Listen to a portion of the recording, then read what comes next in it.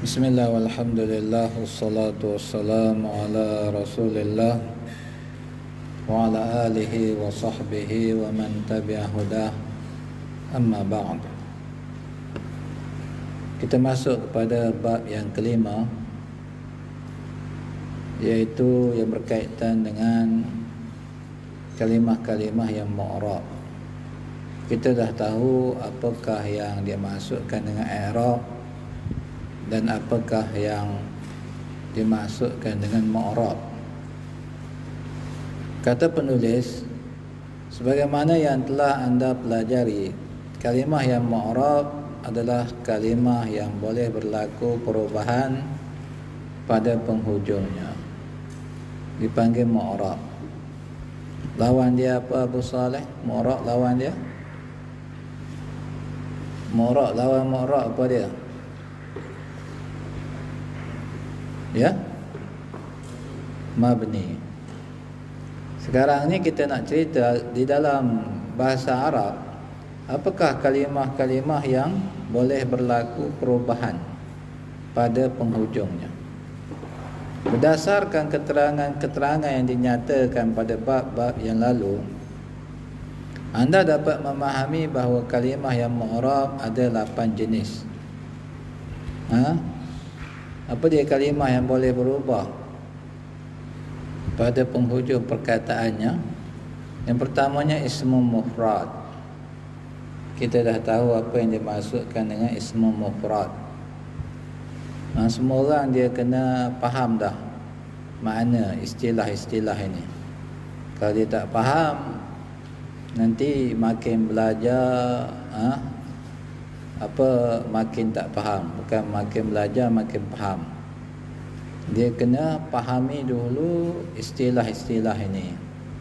Siapa yang lupa, dia buka semula muka surat yang lalu, tengok apakah definisi bagi istilah-istilah ini. Yang pertamanya ismu mufrad.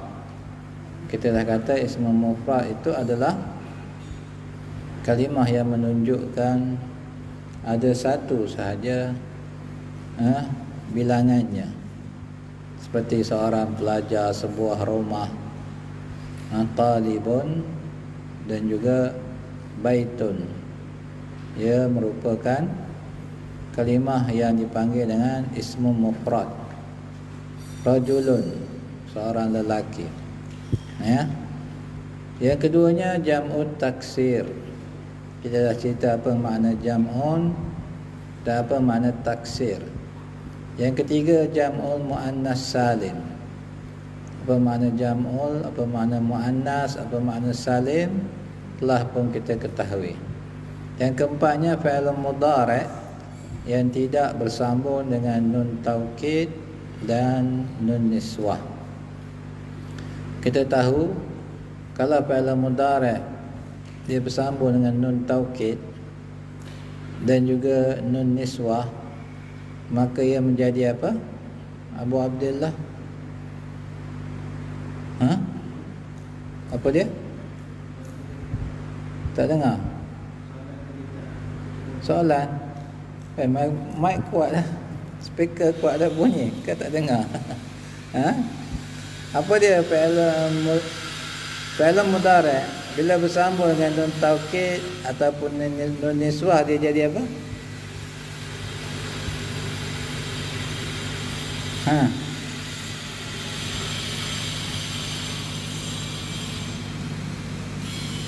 Fi'il mudhari' dia mu'rab.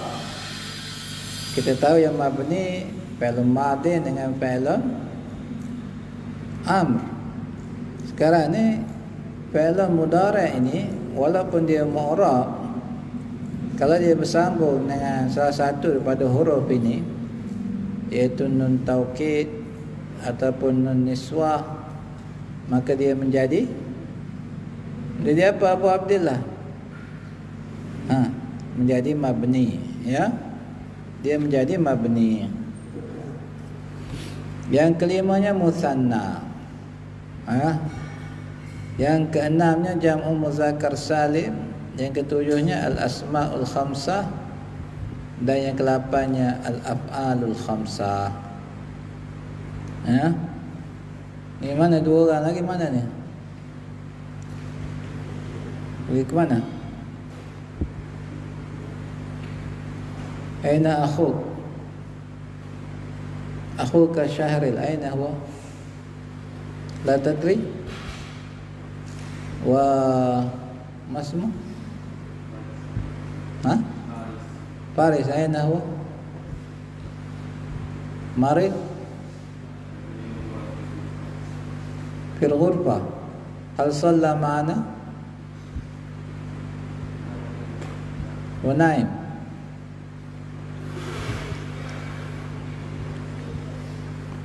طيب. Kata dia, kesemua kalimah di atas boleh berlaku perubahan pada penghujungnya. Sekiranya anda memerhatikan kepada jenis kalimah nombor 4 dan nombor 8, anda akan dapati bahawa kedua-duanya adalah fi'il mudhari'. Nombor 4 fi'il mudhari', nombor 8 pun fi'il mudhari'. Sahih? Apa beza antara kedua ni? Bezanya nombor 8 dipanggil dengan al-af'alul khamsah. Kerana apa? Itu kita dah cerita. Kerana dia bersambung dengan aliful itsnain ataupun wawul jamaah ataupun ya al-mukhatabah. Kenapa dia buat pembahagian yang lain? Ahli nahwu memisahkan di antara fi'il mudhari' yang tidak bersambung dengan aliful itsnain, wawul jamaah dan ya al-mukhatabah dengan fi'il mudhari' yang bersambung dengan huruf-huruf tersebut yang dipanggil dengan al-af'alul khamsah. Kerana yang pertama menggunakan baris sebagai alamat i'rab, manakala yang kedua menggunakan huruf. Jadi fi'il mudhari' kalau tak bersambung dengan ketiga-tiga huruf ini, iaitu alif isnain, waw jamaah, ya mukhatabah, dia akan di-i'rab dengan baris atas sebagai contohnya, baris depan dan juga sukun kalau dia tak bersambung dengan ketiga-tiga huruf ini. Kalau dia bersambung dengan alif isnain, waw jamaah dan ya mukhatabah, dia akan gunakan apa? Huruf. Dia akan gunakan huruf sebagai tanda i'rab. Kalau dia marfu', apa tanda raf'an dia? Abu Abbas, al-af'alul khamsah. Tanda raf'an dia adalah kekalnya nun di hujung dia, itu tanda raf'an. Kalau dia mansub ataupun majzum, akan dibuangkan nun sebagai tanda nasbun ataupun tanda jazmun. Kecuali fi'il mudhari' mu'tal akhir yang majzum menggunakan huruf sebagai tanda jazmun seperti yang akan dijelaskan. Kita dah tahu apa dia fi'il mu'tal akhir. Kalau dia majzum, walaupun dia tak bersambung dengan alif isnain ataupun wal jamaah ataupun ya mukhatabah, kalau dia majzum, maka apa tanda jazmun dia? Tanda jazmun dia adalah dibuangkan huruf illah. Dibuangkan huruf illah. Perubahan yang berlaku pada jenis-jenis kalimah di atas terbahagi kepada dua bentuk. Perubahan dengan menggunakan baris, iaitu dhammah, fathah, kasrah dan sukun. Jadi kalimah-kalimah yang 8 ni, dia terbahagi kepada dua kelompok. Satu kelompok dia menggunakan baris sebagai tanda raf'un ataupun nasbun ataupun jarrun. Jadi dia menggunakan baris. Faham semua? Dan satu kelompok lagi, perubahan dia dengan menggunakan huruf. Akan diceritakan satu persatu. Daripada yang 8 tu, mana yang menggunakan baris dan mana yang menggunakan huruf sebagai tanda i'rab. Kita masuk kepada bahagian yang seterusnya. Perubahan dengan menggunakan baris. Jenis-jenis kalimah yang menggunakan baris sebagai tanda perubahannya ada 4, iaitu yang pertamanya ismu mufrad. Antum ingat selalu, kalau kalimah itu ismu mufrad, dia gunakan baris. Tak kira lah baris atas ke, baris depan ke, baris bawah ke, mengikut pada kedudukan dia. Ya. Di dalam pelajaran yang lalu anda telah pun mengetahui bahawa ismu mufrad menggunakan dhammah sebagai alamat raf'an, fathah sebagai alamat nasbun, kasrah sebagai alamat jar sekiranya ia munsharif, dan fathah sebagai alamat jarun bagi yang tidak munsharif. Bermakna munsharif Ihsan? Bermakna ismunya munsharif? Ya? Yang menerima tanwin, ya. Jadi kalau dia munsharif, tanda jar dia adalah kasrah. Kalau dia tidak munsharif, tanda jar dia adalah fathah. Ya. Kasrah sebagai alamat jar sekiranya ia munsharif, dan fathah sebagai alamat jar bagi yang tidak munsharif.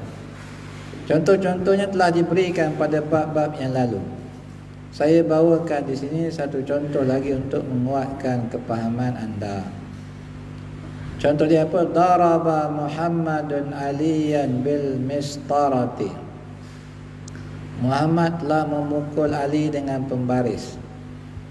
Di sini ada berapa ismu mufrad? Ada 3. Iaitu yang pertamanya Muhammad, yang keduanya Ali, dan yang ketiganya mistarah. Ketiga-tiganya adalah ismu mufrad. Kalimah Muhammad, Ali dan mistarah adalah ismu mufrad. Kalimah Muhammad marfu' kerana ia menjadi fa'il. Kita dah belajar kalau kalimah itu ia merupakan fa'il, maka dia mesti marfu'. Fa'il maknanya pelaku perbuatan.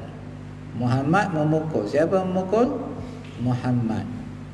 Jadi sekarang Muhammad fa'il, pelaku perbuatan.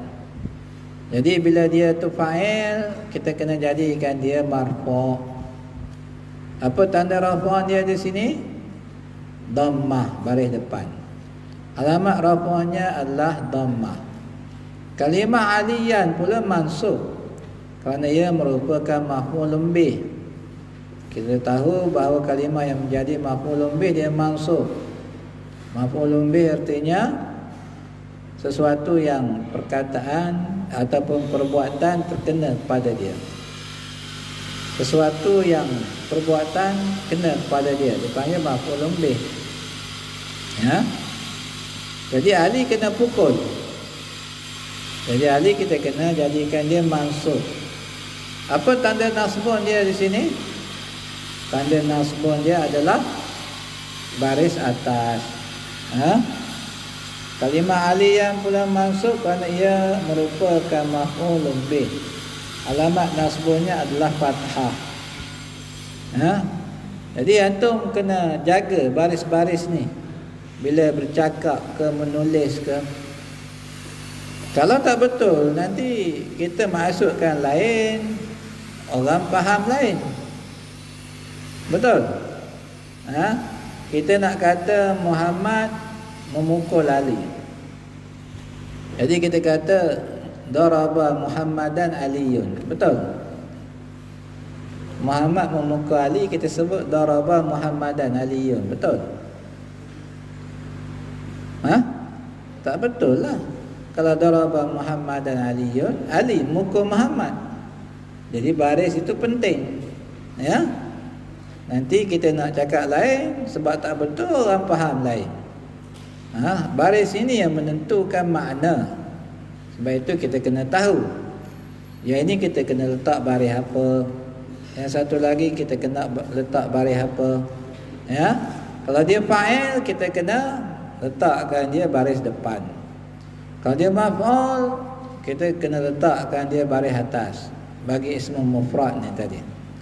Kemudian kata dia, adapun kalimah al-mistarah, ia majrur kerana dimasuki oleh huruf jar iaitu ba. Kita sebut apa? Bil mistarati. Kena baris bawah. Tak boleh bil mistarata ataupun mistaratu. Kena sebut mistarati. Ia majrur kerana dimasuki oleh huruf jar iaitu ba. Alamat jarnya adalah kasrah. Jadi kesimpulannya ismu mufrad, dia menggunakan huruf. Kalau dia marfu' guna baris depan, mansub guna baris atas, majrur guna baris bawah. Itu yang pertamanya. Yang keduanya jam'u taksir. Ia seperti ismu mufrad, menggunakan dhammah sebagai alamat raf'un, fathah sebagai alamat nasbun, kasrah sebagai alamat jarrun sekiranya ia munsharif, dan fathah sebagai alamat jarrun bagi yang tidak munsharif. Jadi jamu taksir sama dengan ismu mufrad. Penggunaan alamat dia sama, menggunakan baris dan seperti yang ada pada ismu mufrad, marfu' guna dhammah, mansub guna fathah, kalau majrur guna kasrah, kalau dia ismun ghairu munsharif yang tidak menerima tadwin, dia guna fathah. Contohnya apa? Contohnya sami'at tullabud durusa fil masajidi. Para pelajar mendengar pelajaran-pelajaran di masjid-masjid. Jadi ada berapa jam'u taksir di sini?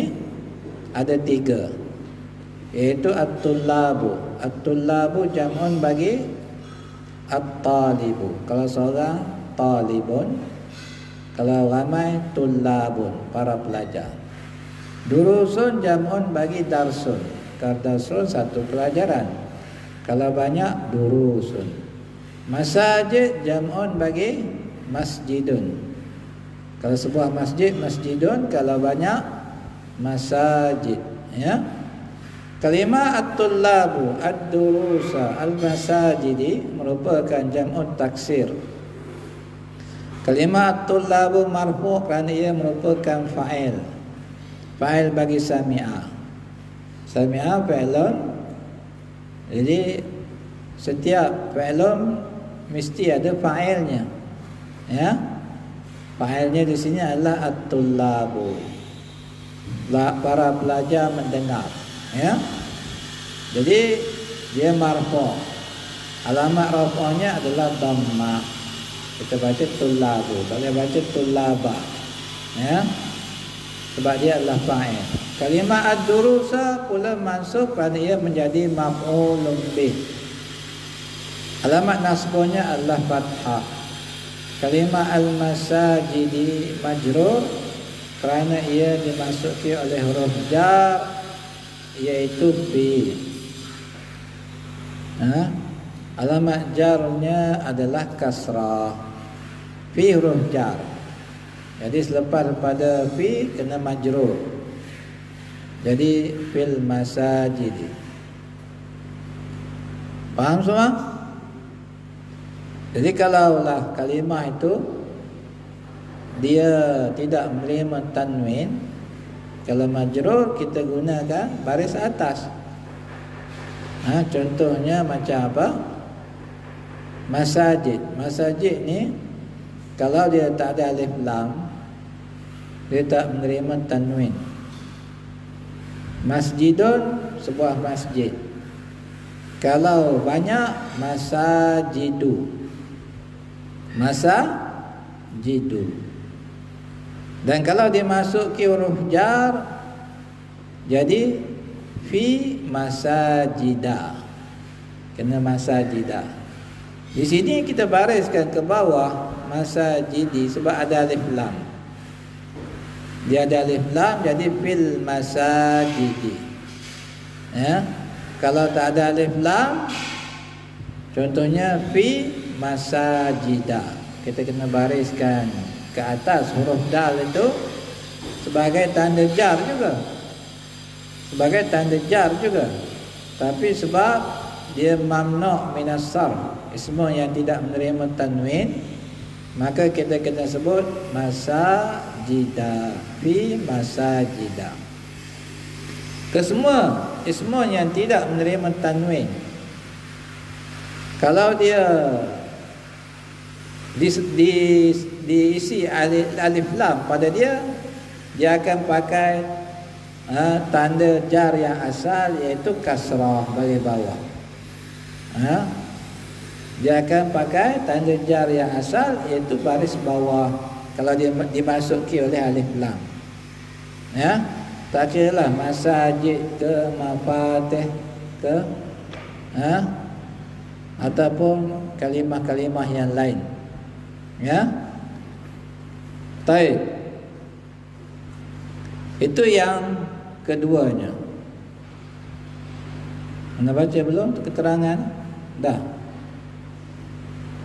Dah ke belum? Dah. Baik, yang ketiganya jam'ul muannas salim. Ia menggunakan dhammah sebagai alamat raf'un dan kasrah sebagai alamat nasbun dan jarrun.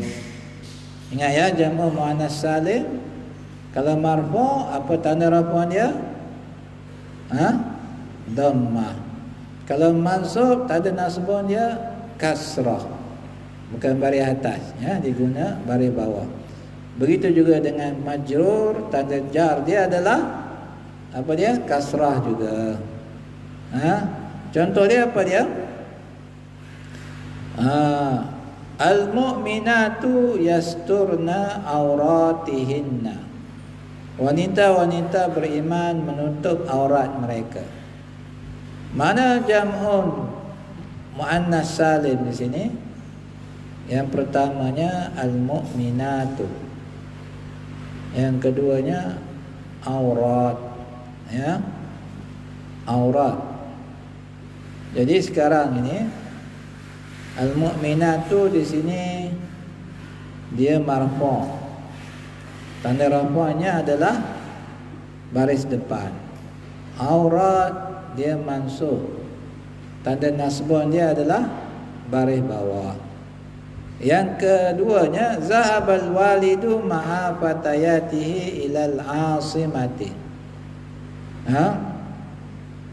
Jadi apa makna dia? Si bapa pergi ke ibu kota bersama anak-anak gadisnya, artinya anak-anak perempuan dia. Ya. Jadi mana jam'ul muannas salim, iaitu fatayat. Fatayat.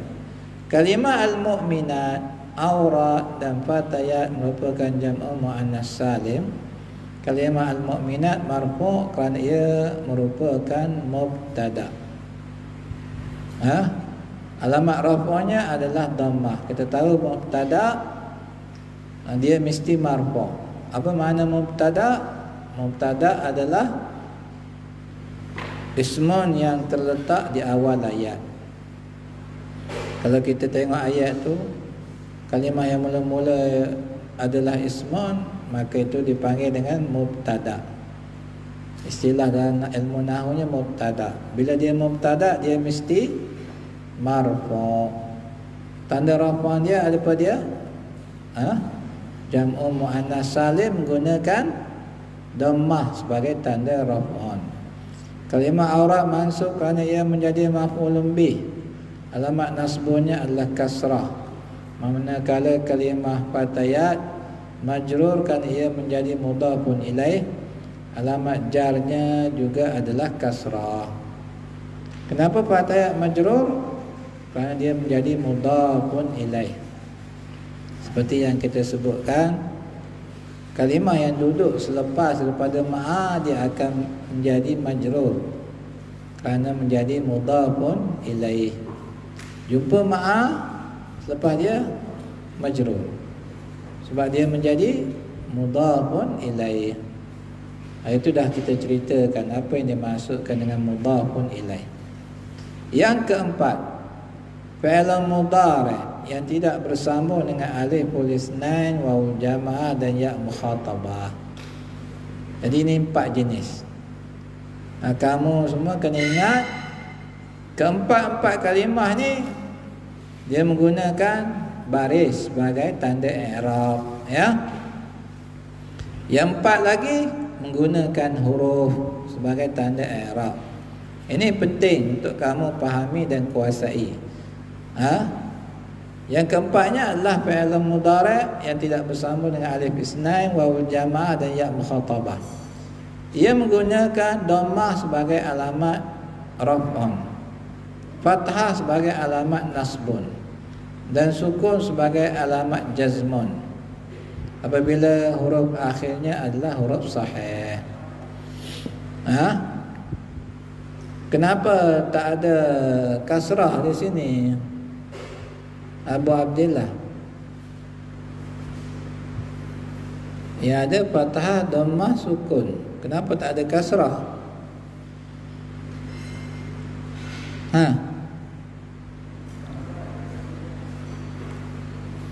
Kenapa?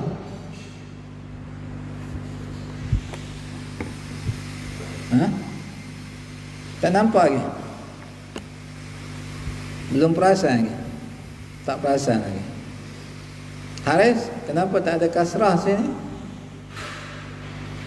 Dia hanya guna dhammah, fathah dengan sukun. Ya? Fi'il mudhari' tak baris bawah. Gitu.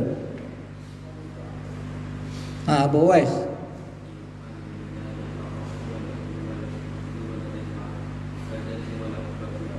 Apa dia tu?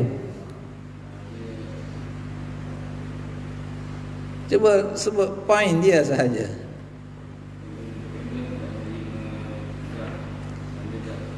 Bukan tak menerima jar. Fi'lun tidak ada pada kedudukan jar. Ya. Fi'lun sama ada dia marfu' ataupun mansub ataupun majzum. Kedudukan jar itu hanya khusus bagi ismun sahaja. Begitu juga kedudukan jazmun khusus bagi fi'lun saja. Tak ada ismun yang majzum, ya. Jadi sekarang ni dia kata kalau dia merupakan huruf yang sahih, maka dia gunakan apa? Dhammah sebagai alamat raf'un, fathah sebagai alamat nasbun, dan sukun sebagai alamat jazmun apabila huruf akhirnya adalah huruf sahih. Sekiranya ia berakhir dengan huruf illah, maka ia tidak menggunakan baris mati sebagai alamat jazmun. Bahkan ia menggunakan pembuangan huruf sebagai alamatnya. Artinya apa? Kalau fi'lun itu berakhir dengan huruf illah, seperti yang kita dah belajar, ya baqa, ya baki, ya da'u, atau fi'lun yang lain. Kalau huruf akhir dia huruf illah, dia menggunakan dhammah sebagai tanda raf'un juga, dan fathah sebagai tanda nasbun juga. Dia tetap gunakan huruf baris. Cuma pada kedudukan jazmun sahaja dia tak gunakan sukun. Dia gunakan apa? Pembuangan huruf. Pembuangan huruf sebagai tanda jazmun, seperti yang kita baca hari semalam, ya. Pembuangan huruf, ya. Contohnya, uridu an usafira ila Makkah. Mana fi'lun di sini? Fi'lun mudhari'. Pertama uridu, yang kedua usafira. Saya hendak bermusafir ke Mekah. Sekarang uridu di sini marfu'. Sebab apa dia marfu'? Sebab tak ada sebelum dia huruf nasab ataupun huruf jazam. Tak ada nasib, tak ada jazim sebelum dia. Jadi otomatik dia marfu'. Tanda rafa' dia adalah apa? Dhammah, uridu. Usafira pula dia mansub. Kita tak sebut usafiru, kita sebut usafira. Kerana apa dia mansub? Kerana sebelum dia ada nasib, iaitu an. Sebelum dia ada nasib, iaitu an, yang menjadikan dia mansub ni tadi. Jadi an usafira, kita tak sebut an usafiru. Ya. Sekarang ni contoh yang keduanya, lam yanjah Ahmadu fil imtihan. Ahmad tidak lulus di dalam peperiksaan. Mana syahid dia? Syahid dia adalah yanjah. Yanjah di sini dia baris mati. Dia majzum. Kenapa dia majzum? Sebab dia masuk oleh lam. Lam adalah jazim. Menjadikan fi'il mudhari' majzum. Jadi kita sebut lam yanjah, matikan huruf akhir. Huruf ha tu yanjah. Kita tak sebut yanjahu ataupun yanjaha. Kita sebut yanjah. Kerana di sini dia majzum, tanda jazman dia adalah sukun, baris mati. Kalimah uridu, usafira dan yanjah merupakan fi'il mudhari'. Kalimah uridu marfu' kerana ia tidak dimasuki oleh nasib ataupun jazim. Alamat raf'nya adalah dhammah. Kalimah usafira mansub kerana ia dimasuki oleh nasib, iaitu an. Alamat nasbunya adalah fathah. Kalimah yanjah pula majzum kerana ia dimasuki oleh jazim, iaitu lam. Alamat jazmanya adalah sukun. Jadi kesimpulannya sekarang, 4 jenis kalimah menggunakan baris. Yang pertama ismul mufrad, yang kedua jam'ut taksir, yang ketiga jam'u muannas salim, yang keempat fi'il mudhari'. Ya, fi'il mudhari' yang tak bersambung dengan alif isnain, wawul jamaah dan ya mukhatabah. Semua kalimah ni menggunakan baris sebagai tanda i'rab dia, kecuali satu sahaja. Kecuali fi'il mudhari' yang mu'tal akhir, yang majzum. Ingat ya, dia fi'il mudhari' mu'tal akhir, artinya huruf akhir dia adalah huruf illah, kemudian dia majzum. Bila dia majzum, dia akan gunakan apa? Huruf sebagai tanda i'rab, artinya dibuangkan huruf ni tadi, huruf illah ni tadi. Tapi kalau dia marfu' ataupun mansub, tetap dia gunakan baris sebagai tanda i'rab. InsyaAllah pada minggu yang akan datang kita masuk pula pada apa? Kalimah-kalimah yang menggunakan huruf sebagai tanda i'rab. Baki 4 lagi, yang selain daripada 4 yang telah pun kita bacakan tadi. Baki 4 lagi, iaitu musanna, al-asma'ul khamsah, dan juga jam'u muzakkar salim, dan juga al-af'alul khamsah. Dia tak guna baris sebagai tanda i'rab. Dia guna apa? Dia guna huruf sebagai tanda i'rab. Ini kita akan bacakan insya-Allah pada minggu hadapan. Subhanakallahumma wa bihamdika, asyhadu an la ilaha illa anta,